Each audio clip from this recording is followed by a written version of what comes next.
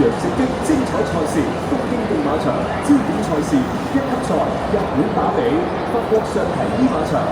法國打比賽馬日，精彩賽事今日現場直播。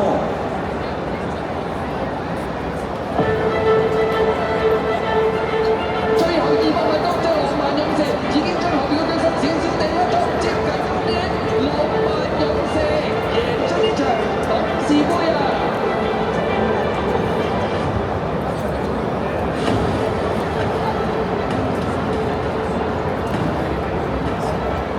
最後直路啦，浪漫勇士一跌落去就走啦，最後200米到啦，浪漫勇士比幾步最少拋離3個身位，贏出今場花旗銀行香港金杯啊！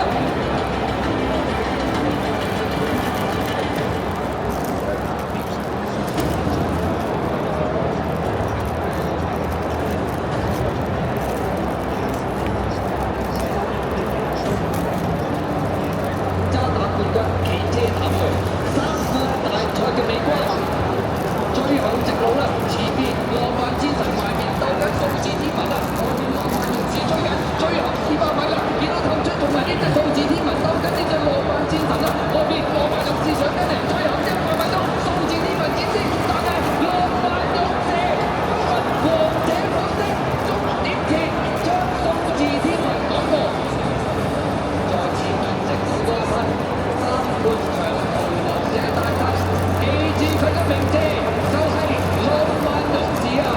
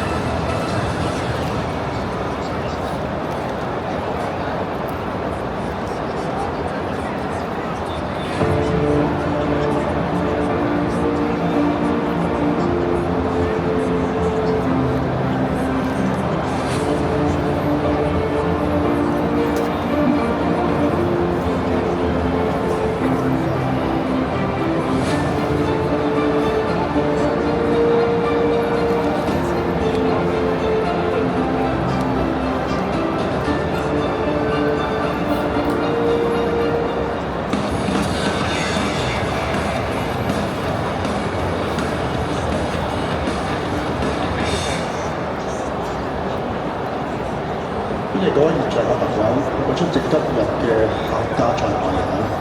比較特色啲嘅，因為好似第一次舉辦嘅香港合作會嘅贊助今日嘅賽事。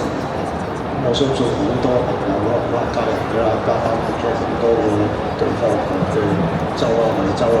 深圳啊、韶關、東莞、清遠、新界。當然啦，嘉應就即係梅州啦，嘉應都係客家㗎。天下客家，天下名家嘛。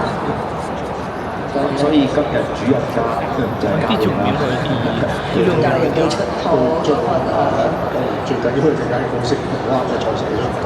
當然啦，都有兩場嘅3級賽事啊，分別就有3級同埋咧就係小田嘅。分別就係第7同埋第9場啦。我哋今日咧就11場嘅本地賽事咧就會用 B 輪嘅，咁啊睇翻啲數據咧，咁啊內碟就20馬 B 54個上名，中外碟都明顯少啲嘅，15B 40次上名，同埋13B 同埋18次上名，因為 B 輪咧我哋使用嘅次數唔算太多。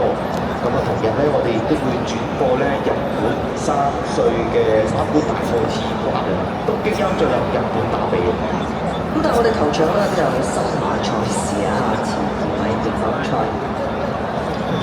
不過其實啱啱對上嗰次 B 欄都係中前嘅賽區就比較着數啲嘅，頭太後就未見太大優勢。都有一場嘅1000米直路賽就喺第2場賽事嘅舉行嘅，長途我哋都有啊，到2000米都有，第6場啦，長4班賽啫。今日咧都算係人馬入邊咧最後一個喺正時分開賽嘅賽事。最緊要唔係好熱啊，講老實一句。好啦，咁啊，今日啦，場地掛牌就係掛好地嘅。至於啦，喺翻12點正嘅時間咧，就錄得最近嘅東風每小時就係8公里。灑水情況又如何咧？其實過去24小時嘅雨量咧都係比較屬於微量啦，而過去7日嘅雨量咧就係16.4，其實都唔算話太多。今日南場地測計儀指數咧2.72，即係不過其實2.72都維持咗好多個賽日㗎。咁啊，至於就天氣情況許可之下，都係都係落場之後進行壓地嘅。咁啊，其實今日賽道都照例又灑咗陣水。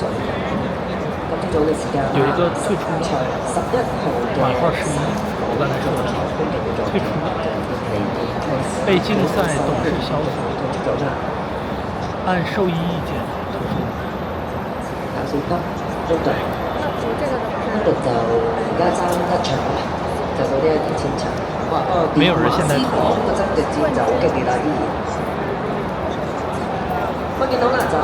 同樣都係96場頭馬，分別就有方嘉柏啦、集成嘅。咁但係當然啦，因為方嘉柏嘅